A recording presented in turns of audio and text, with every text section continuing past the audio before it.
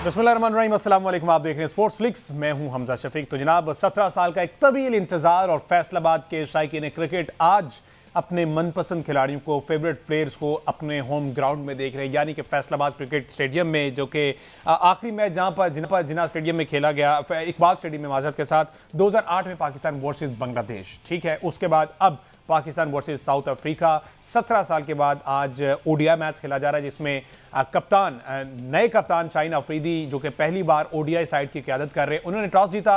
Toss जीतकर पहले south Africa को बैटिंग की दावत दे दी, जो कि अपेरेंटली अभी लग रहा है कि ये फैसला जो है वो इनके अगेंस्ट जाता हुआ दिखाई दे रहा है, क्योंकि 201 रन पर 4 खिलाड़ी आउट है इस वक्त साउथ अफ्रीका की टीम के, और इस वक्त 36वां ओवर जो है वो मोहम्मद नवाज कर रहे हैं।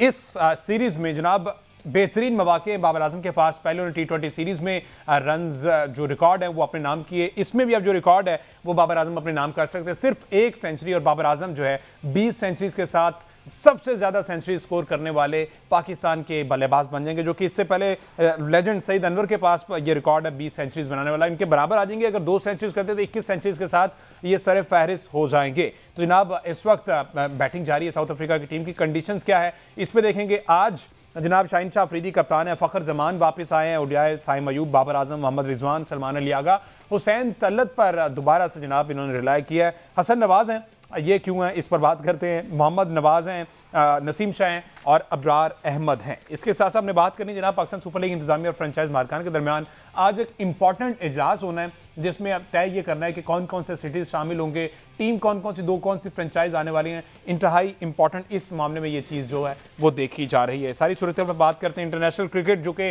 फरवरी 2026 में T20 वर्ल्ड कप है, उसका भी 4 रोज़ा इजलास होना है। उसमें यह तय पाना है कि किन किन शहरों में मैचेस होने वर्ल्ड कप के, और पाकिस्तान के लिए चूंकि हाइब्रिड मॉडल इख्तियार किया जाएगा, पाकिस्तान अपने मैचेस श्रीलंका में खेलेगा, इस हवाले से भी बात होगी। तो हमारे साथ मौजूद है senior sports analyst Ahmed Saeed साहब। अस्सलाम वालेकुम अहमद सईद साहब, क्या कंडीशन है कि जो साउथ अफ्रीका की टीम है वो इस वक्त, खैर 5 आउट हो गए, 202 पर 5 उनके खिलाड़ी आउट हो गए, और फ्रेरा जो है वो आउट हुए।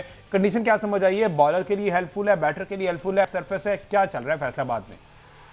देखें, फैसलाबाद की जो पिच है वो अगर तारीखी एतबार से भी देखा जाए तो एक बैटिंग पिच कंसिडर होती है हमेशा से। ये 1970s में, 1978 में टू बी वेरी प्रिसाइज ये स्टेडियम बना था, और तब से लेकर अब तक इस स्टेडियम की तारीख ये बताती है कि ये बैटिंग पैराडाइज है। डेनिस लिली जो ऑस्ट्रेलिया के साबिक फास्ट बॉलर थे, उन्होंने इस ग्राउंड को फास्ट बॉलर्स का कब्रिस्तान भी करार दिया था, इस कदर ज़्यादा यहाँ पर रन बनते थे।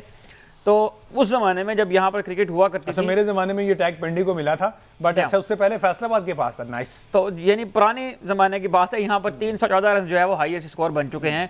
तो ये आजकल के ज़माने में ज़्यादा नहीं लगता, लेकिन उस ज़माने में ये बहुत ज़्यादा रन जो है वो कंसिडर होते हैं। उस ज़माने के पिचेस के अगर आप अबव पार एवरेज टोटल देखें, जो पार रन हैं यहाँ पे, तो वो 225-230 नजर आते हैं, लेकिन फैसलाबाद के जो एवरेज टोटल हमें फर्स्ट इनिंग से नजर आते हैं वो 248 है, जबकि यहाँ 17 साल के बाद अब जो है वो ओडीआई मैच खेला जा रहा है। तो सबसे पहले तो फैसलाबाद का जो क्राउड है उसने आज दिल खुश किया है। इस वक्त तकरीबन जो है वो ग्राउंड फुल हो चुका है, 17,000 इसकी कैपेसिटी है।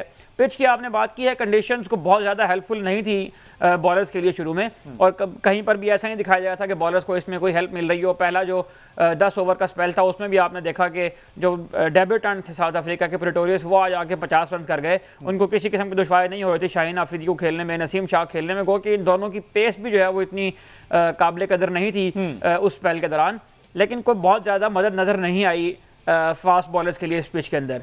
उसके बाद जब अब वक्त चूँकि गुजरता जा रहा है, जब 25वें ओवर के बाद के जो ओवर हुए हैं उनमें हमें थोड़ा बहुत टर्न नज़र आया है मोहम्मद नवाज की बॉल में और साइम अयूब की बॉल में। तो हो सकता है कि in the later stages of first inning जो अभी चल रही है उसमें हमारे स्पिनर्स को मजीद हेल्प जो है वो मिलना शुरू हो जाए। उसका नुकसान ये भी तो होगा ना कि हमारी बैटिंग में उनके स्पिनर्स को भी मिले। लेकिन तब तक यहाँ ड्यू भी आ चुका होगा। पाकिस्तान ने टॉस जीतकर पहले बॉलिंग करने का फैसला भी इसीलिए किया है। पाकिस्तान की टीम जो है वो लकी रही कि उसने टॉस जीता है, और it was a good toss to win for Shaheen Afridi, जो अपने पहले मैच में क़यादत कर रहे हैं। तो पहला टॉस वो जीतने में कामयाब हो गए हैं। ये एक लकी ओमन हो सकता है पाकिस्तान के लिए, अगर पाकिस्तान इस मैच को जीतने में कामयाब होता है तो दूसरी इनिंग में जाहिर है कि ड्यू आ जाएगा, और आजकल ड्यू बहुत ज़्यादा पड़ रही है। जो इंडिया में वर्ल्ड कप हुआ, वुमेन्स वर्ल्ड कप, उसमें भी आपने देखा, और इसके बाद जो पाकिस्तान के अंदर भी रेगुलर क्रिकेट चल रही है, तो यहाँ पर ड्यू बहुत ज़्यादा आ रहा है, और ड्यू में जब बॉल सॉफ्ट हो जाता है तो बैट्समैन का ज़ाहिर है कि यहाँ पर आसानी होती है। तो सबसे पहले तो साउथ अफ्रीका की टीम को 325 का जो टोटल है वो हासिल करना है, ताकि कुछ बॉलर्स को हासिल हो, कोई एडवांटेज मिले उन्हें, कोई चीज़ उनको डिफेंड करने के लिए बोर्ड पर लगी हुई नजर आए। उसके बाद फिर देखना होगा कि पाकिस्तान की टीम इस ड्यू फैक्टर का किस तरह से फ़ायदा उठाती है। और पहला स्पेल खास तौर पर हमें ये जो कमजोरी नजर आ रही है पाकिस्तान की टीम में वो ये है कि जब जेन्युइन पेस के अगेंस्ट आते हैं तो ये वल्नरेबल नजर आते हैं, जैसा कि पहले T20 मैच के अंदर भी हुआ। और ये जो हसन नवाज की भी आपने बात कर दी, तो हसन नवाज की भी अगर मैं बात करूं तो जहां जहां जेन्युइन पेस बॉलर ने इनको बॉल किया, या तो ये स्पिन के अगेंस्ट अच्छा खेलते हैं या ये मीडियम पेसर के अगेंस्ट अच्छा खेलते हैं। तो कॉर्बिन बॉश का जो स्पेल होगा इसको मैं देखना चाहूंगा कि पाकिस्तान के बैटर किस तरह से निगोशिएट करते हैं इस पिच के ऊपर। अच्छा अहमद सईद साहब, अभी आपने 310, 20, 25 की बात की कि अफ्रीका अगर करता है तो पाकिस्तान तो रवायती तौर पर इनकी तो अप्रोच ही हमने देखा है 250-60 से ज़्यादा नहीं होती। ओडीआईज में बड़ा अरसा हो गया कि हमने 300 क्रॉस करते वो इंटेंट, वो अप्रोच देखी हो पाकिस्तानी बैटर्स की, पाकिस्तानी टीम की ओवरऑल।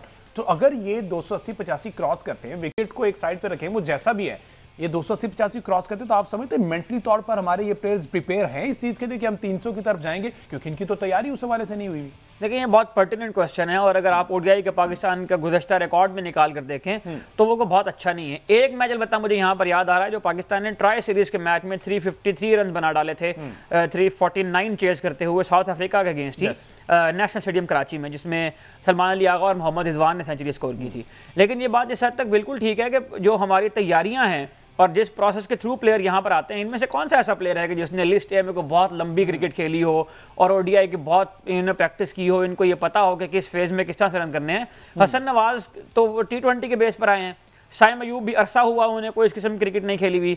इस तरह पाकिस्तान के जितने भी बैट्समैन हैं उनमें से अक्सरियत आपको हुसैन तलत को अगर निकाल दे मेरा ख्याल है, उसके अलावा बाकी सारे बैट्समैन ऐसे होंगे कि जिन्होंने इस फॉर्मेट को इस तरह तैयारी नहीं की हुई। और चेज करने का जो जाहिर है कि एक मेथड होता है, और वो मेथड आता ही वो क्रिकेट खेल कर है।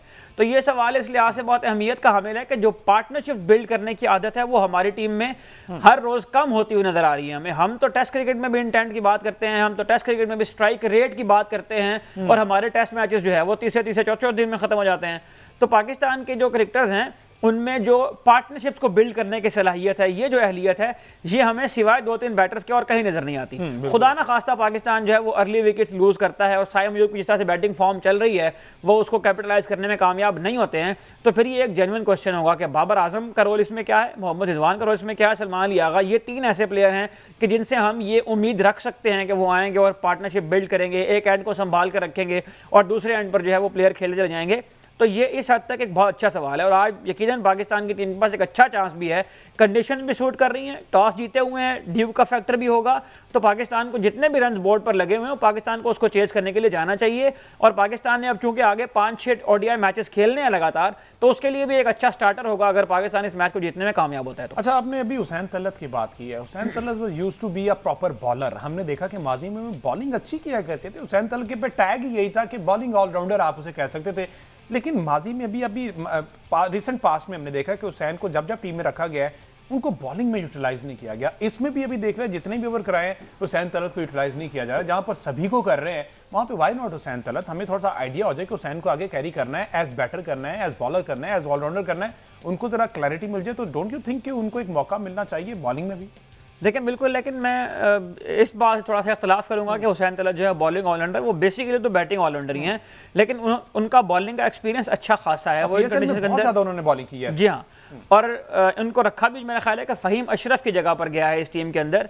लेकिन अब पाकिस्तान ने जो है वो 6 बॉलर इस्तेमाल कर लिए हैं। साइम अयूब का जो स्पेल था वो कामयाब रहा है, तो अब ये दिखाई तो नहीं दे रहा कि हुसैन तलत बॉलिंग करेंगे। जिस वक्त आज 11 सामने आई उस वक्त आपकी तरह मेरे जहन में भी ये बात आई थी कि नसीम शाह और शाहीन अफरीदी के अलावा अगर ज़रूरत पड़ती है किसी फास्ट बॉलर की या मीडियम पेसर की, तो हुसैन तलत को इस्तेमाल किया जाएगा।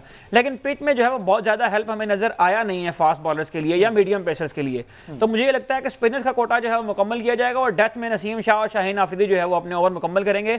तो ज़रूरत के पेश नज़र हुसैन तलत की बॉलिंग की यहाँ पर शायद ज़रूरत ना पड़े पाकिस्तान की टीम। ठीक है जी, लेट्स सी इस मैच का क्या निकलता है वो तो हमें पता चल जाएगा। मुझे एक ब्रेक लेना है जी, ब्रेक के बाद वापस आते हैं तो डिस्कशन को कंटिन्यू करते हैं। जरा प्लेइंग को मजीद डिस्कस करते हैं कि शाहीन अफरीदी कौन से हथियार इस्तेमाल करने जा रहे हैं। फखर जमान को T20 में रिजर्व में रखा गया था, लेकिन अब वापस आए हैं, इस पर बात करेंगे ब्रेक के बाद।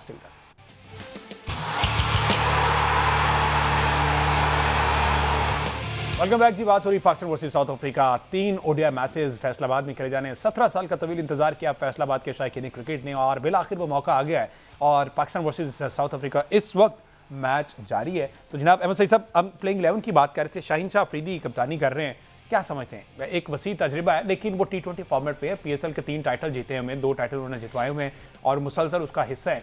ODI में क्या लगता है आपको कि उसी तरह बैट उठाएंगे तो जरूरत पड़ी तो तीसरे नंबर पर भी आ जाएंगे? क्योंकि कप्तान हमने PSL में भी देखा, हमने इनकी T20 की कप्तानी जो एक मैच की या एक सीरीज की कह लें उसमें भी देखा, तो ये इस तरह के बोल्ड स्टेप लेते हैं। तो क्या फैसलाबाद की कंडीशन समझते हुए ये ऐसा कर सकते? देखें, ये तो उस वक्त ही मुमकिन हो पाएगा जब फ़खर जमान और साइम अयूब को 42-43 ओवर की पार्टनरशिप लगाएं। अच्छा, तो उसके बाद फिर हो सकता है कि शाहीन अफरीदी को इस तरह की हरकत करने के लिए आए। अदरवाइज तो अगर यहाँ पर विकेटें गिरती हैं तो ये T20 नहीं है, 50 ओवर खेलने हैं आपने।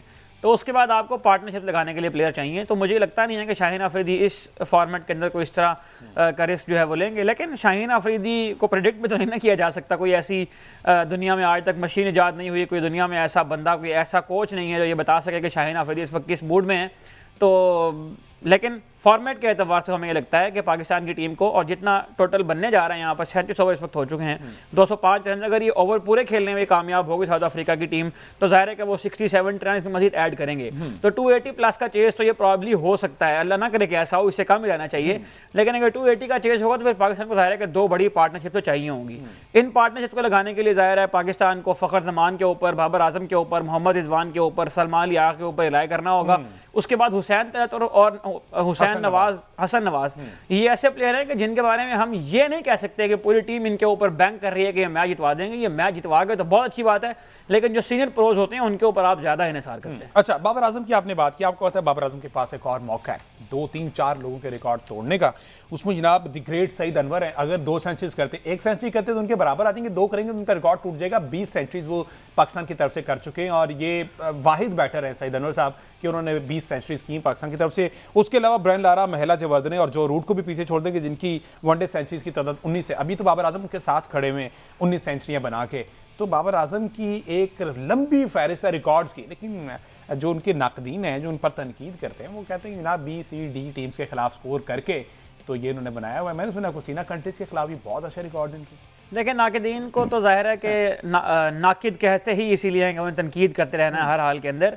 लेकिन तनकीद जो है वो अगर इंप्रूव नहीं कर रही है किसी भी सिस्टम को, तो मेरा ख्याल है कि वो बोझ बन रही है।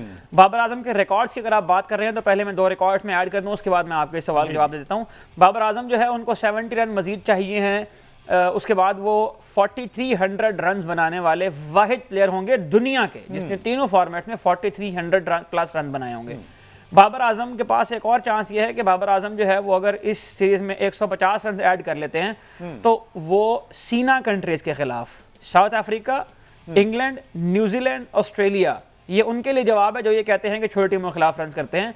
बाबर आजम ने ऑस्ट्रेलिया के अंदर जाके रन बनाए हुए हैं। बाबर आजम ने ऑस्ट्रेलिया के अंदर सेंचुरी स्कोर की है। बाबर आजम ने दुनिया में 158 रन की इनिंग उन्होंने इंग्लैंड में खेली थी, वो रावलपिंडी में नहीं खेली थी। तो बाबर आजम जो है वो 2000 प्लस रन बनाने वाले पहले पाकिस्तानी बन जाएंगे जिन्होंने सीना कंट्री के खिलाफ 2000 रन बनाए होंगे। बाबर आजम के तीनों फॉर्मेट्स में 15000 रन भी मुकम्मल होने वाले हैं और इस सीरीज में बाबर आजम अगर कोई एक तवील इनिंग खेलने में कामयाब होते हैं तो वो ये वाला एजाज भी हासिल कर लेंगे। बात जहाँ तक आपने सईद अनवर की है तो देखें, यहाँ पर एक बात हमें ज़रूर करनी चाहिए कि बाबर आजम सईद अनवर ज़्यादा सेंचुरियाँ स्कोर कर भी लेते हैं तो इसमें सईद अनवर जो है वो अपना जो उनका एक लेजेंडरी स्टेटस है वो अपनी जगह बरकरार रहेगा, क्योंकि उस ज़माने क्रिकेट में और इस ज़माने क्रिकेट में बहुत फ़र्क है। जो quality of bowler Saeed Anwar के ज़माने में थी वो आज के ज़माने में नहीं है। जो पिचेस उस जमाने में बनती थी वो आज के ज़माने में नहीं बनती। जिस तरह की क्वालिटी बॉलिंग की और बैटिंग की उस ज़माने में हुआ करती थी, आज तो फ्लैट ट्रैक्स मिलते हैं। और ये जो बात होती है ना कि C टीम्स और D टीम्स और B टीम्स, इसमें देखें क्रिकेट इतनी बदल गई है कि दुनिया का हर कंट्री, अभी देखें इंडिया और ऑस्ट्रेलिया की T20 सीरीज चल रही है।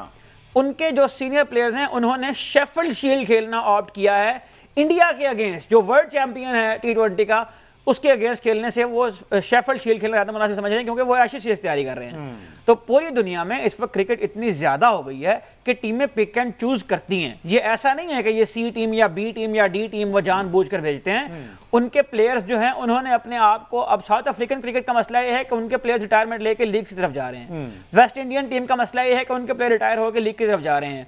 तो इन टीमों ने जानबूझकर ऐसा नहीं किया, उनके अवेलेबल रिसोर्सेज ही इतने बिल्कुल सही है। न्यूजीलैंड की टीम जानबूझ के सी टीम नहीं भेजती, उनके प्लेयर्स ने तीनों फॉर्मेट में खेलना होता है, इसलिए वो पिक एंड चूज करते हैं। बिल्कुल ठीक है जी। बहरहाल ब्रिस्की जो है वो क्लीन बोल्ड हुए नसीम शाह, लेकिन अनफॉर्चुनेटली वो नो बॉल हो गया और एक सायर रिलीफ जो है वो ब्रिस्की को मिल गया।